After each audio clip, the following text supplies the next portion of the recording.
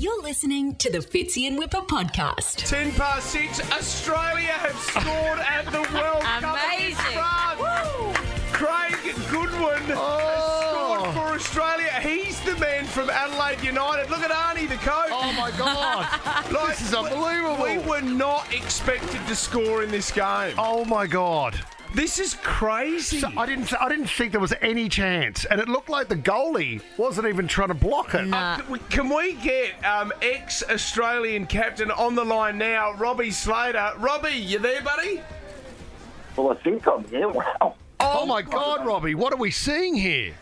We're seeing unbelievable. I mean, I had doubts we'd get a goal, but we've got a goal in like 15 minutes, and an extraordinary play from Leckie on the right and Goodwin coming in at the back post. And Goodwin wasn't even expected to start, and he's played him on the left side because his left foot gives him good balance. And wow, he finished it so well. God.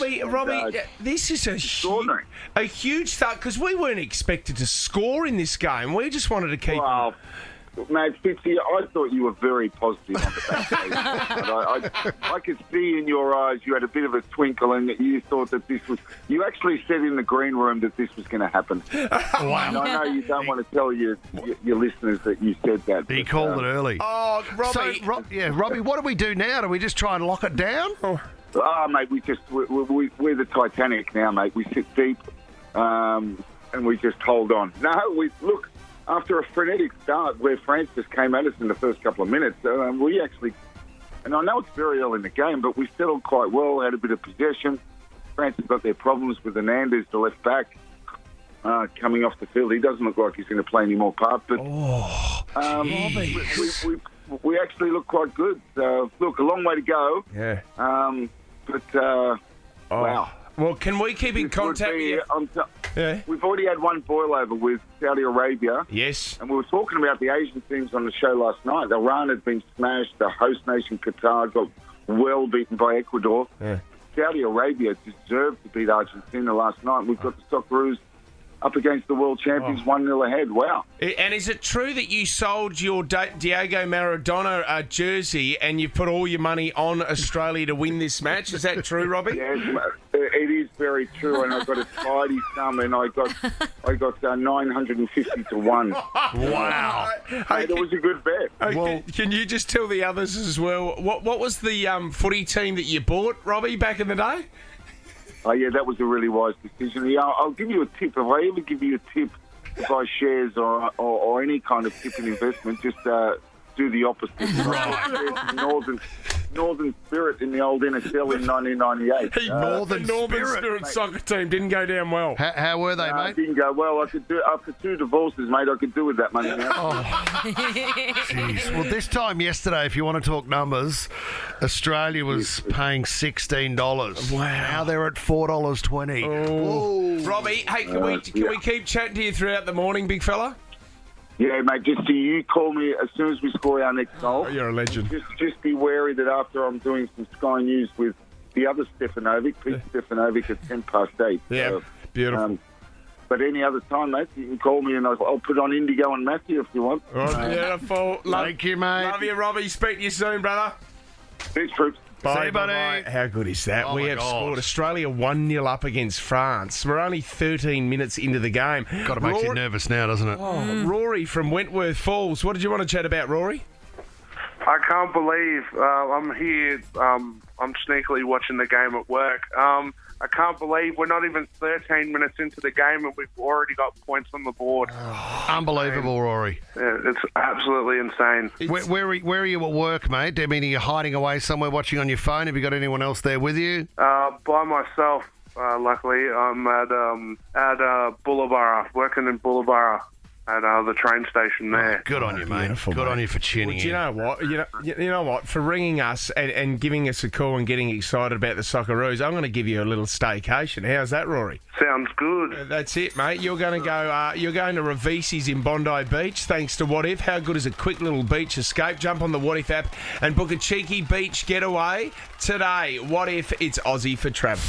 Socceroos are playing France at the moment at the World Cup. They have scored within the first 12 minutes. It's unbelievable. They are 1-0 up. Actually, we've been talking about some of the tactics that Graham Arnold would be using going into this game. Okay. And we have seen before, our number one goalkeeper is Matty Ryan. He's out there right now. But you would know Andrew Redmayne, guys. Yes. Remember that guy who... got us into the World Cup. He got us into the World Cup with his penalties, saved a penalty against Peru, and in the qualifying game got us through. Now, one of his tactics, I don't know if you remember this, but he found out that the opposition goalkeeper had written down all the tactics of each player and where they kick the ball. That's and it was right. on his water bottle. Like left and right. Andrew Redmayne saw this, Sarah, and when the opposition goalkeeper was out there, Redmayne went over, picked up his water bottle and threw it over the fence. Nothing wrong with that, is So there? the guy didn't have all his tactics Didn't have his written down. notes. Well, Redmayne said, I remembered mine, so I don't need to write it down everywhere. I know what exactly is going on. So the tactics that they're going to be using today are going to be very interesting. Actually, this has happened over the weekend over in the UK at the Warrington Club. Tony Thompson is the goalkeeper there, and he was sent off red card for having a go at a supporter. Now, not many people know what the story was. Why was he having a go at the supporter? He found out that one of the supporters swapped his water bottle over, Sarah. Uh-oh. Oh, dear. And urinated in the bottle. Oh, that's not cool. So he went to go and have a drink. Never, ever do that. He's gone to have a drink and realised that there's a bit of wee in his drink. He's Nice. turned around and everyone's laughing at this one young kid. He's gone over and had a go at the kid, and the ref has given Tony a red card. He's not allowed What? to get back onto the ground. Yeah, because your breath smells like urine. Yuck. Just a warm bottle, just a litre of warm And when wee. sports people are really thirsty and they tip their head back and squirt the bottle as hard as they can. You know what? I'll never forget being at the races one day, and toilets were a long way away. So somebody just weed into a champagne bottle and put it back on the table. Oh, no, that's Next thing you know, a couple of girls popped into the marquee for a drink, and all have some warm bubbly on us. Well, I tried Fizz Whiz. Fizz Whiz, I did that 16, 17 years ago on radio, sir. High points in your career. When you're trying to impress the bosses. Yeah. Carbonated urine. Yeah, so we did it the day before. We chilled it overnight. Beautiful. So it was chilled. Oh, on the rocks. And then we put it through a soda stream, sir. Did that make it harder to drink because of the bubbles? Yeah, the hindsight. burping afterwards. Oh, yeah. Well, there's that great scene in Dumb and Dumber, isn't it? When the cop pulls them over and they've been weeing in the car. The guy's been sucking back on a bit of grandfather's old medicine. They're just drinking, and the look on his face when he drinks the wee out of the beer. Oh, well, these are the tactics that we need. Oh, no, France have just scored. Shivers. Well, that ruined that break. Oh, damn. France have just scored. It's 1-1. Okay, we're still in this. It's still a draw. It's still a draw. We are still in it. Come on, Aussies. You can keep doing this. Come on. We're talking about the 2022 FIFA World Cup in Qatar. Lefty, great first touch. Hernandez is down. He's hurt behind the plate. It's the opening goal for Australia. Craig Goodwin. 9th minute. And the Aussies have the lead against the champions. What a start. What a start for Australia. I mean, that was the commentary for the local broadcast. A little bit different to the Spanish commentary. Boa chegada da Austrália, o cruzamento na segunda trave, pintou! Gol! Olha aí!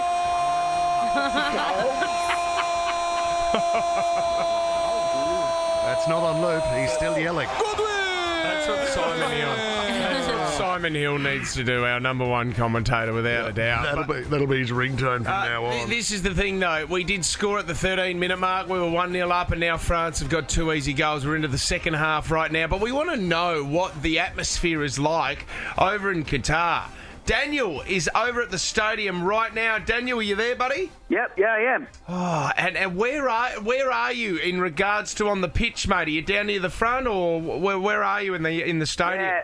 about 4 rows behind the Australia bench, so right up and close to the action. Oh, wow. Amazing. And how many Aussies are you sitting with there, Daniel? There's probably only a couple of hundred. I think in the stadium there's about 45,000, I think it holds, and they were saying about 8,000 Aussies, but it doesn't look like that. It's a sea of blue out there at the moment. Yeah, absolutely. Daniel, we weren't expected to score at all during this game. So when Goodwin scored at the 13-minute mark, what was it like around you? Oh, pandemonium. Like, everyone above me, I think I got covered. There's no beer at the stadiums, but I got covered in water. All the Aussies are screaming, and I almost lost my voice for a moment there. So. And Daniel, it would have been amazing to see the look on some of the French supporters' faces at the shock of Australia scoring. Yeah, for the first time in the first time of the game, that whole end was just quiet and a lot of sad faces looking in the stand. But let's hope we can get full time like that too. Oh, that's great. All right, Daniel, stay there because we've got another supporter, another Aussie supporter at the stadium. Chan has given us a call. Good morning, Chan. Hi, boys. How you going? Pretty good, Chan. Chan, what's the atmosphere like around Qatar? Has it been easy to go and find food and drink, or have you sort of been walking on eggshells? Yeah, look, to be honest, the atmosphere is really good. You know, like the people are really friendly. Everything's been organised fairly well. We're staying in the fan zone. The accommodation's a bit, well, let's just say they're a bit clumsy in terms of how they put it together. But, you know, look, it is what it is. Yeah, it's good. It's good atmosphere. And, Chan, as far as that first goal that we scored, what was the chant that went up? Are we doing Aussie, Aussie, Aussie, or what are we going with here? Absolutely. Aussie, Aussie, Aussie all over. And, yeah, no, look, we're totally outnumbered. Yep. But we're a lot louder than the French. Chan, you know, it's been a pretty good start. Chan, do you follow the Aussies around? Do you go to major sporting events around the world when the Aussies are involved? No, look, this is one of those bucket list items for me, to be honest, boys. Yeah. And yeah, no, this is my first World Cup. Wow. And yeah, no, loving it. Who'd you head over there with, mate? A couple of friends, or? Yeah, I've got a good mate of mine with me, Joe. He's sitting right next to me. And there's a few others joining in a couple of days' time. A couple from Melbourne as well. Oh, how much fun. Well, Chan, can you get us excited? Who's going to score Aussie's next goal? Who's looking good out there at the moment? Well, Moy is controlling the game very well. And it'd be awesome if he could score. Yeah, well, on the approach now. Daniel and Chan, we appreciate your time, boys. Thank you very much for coming on the show. No worries. Go Aussies. Thanks, Chan. Good on you, buddy. Good to see last night, too, for anybody confusing how to say Qatar, because there was Qatar. A lot of the Americans are saying Qatar. A lot of people are saying Qatar. It's been a little bit confusing for people. What is the correct pronunciation? I'm glad you asked. Have a listen. The official pronunciation of my country is Qatar. Qatar. So go ahead and close your throat a little bit. Make sure you say ta instead of ta, and you get Qatar. And locally, we don't say Qatar. We actually replace the qaf with a G, so it becomes Qatar. Oh, the old six string.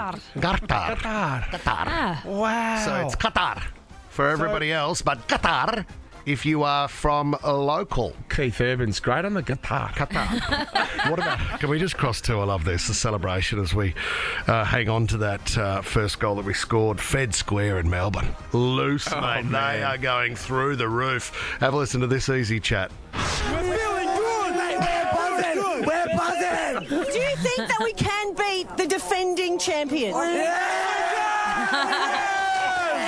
Oh, my God, get out of there and save yourself. Gone missing. I don't know where she is. She jumped in the Yarra. She got out of there. Come on, Aussie. You're listening to the Fitzy and Whipper podcast.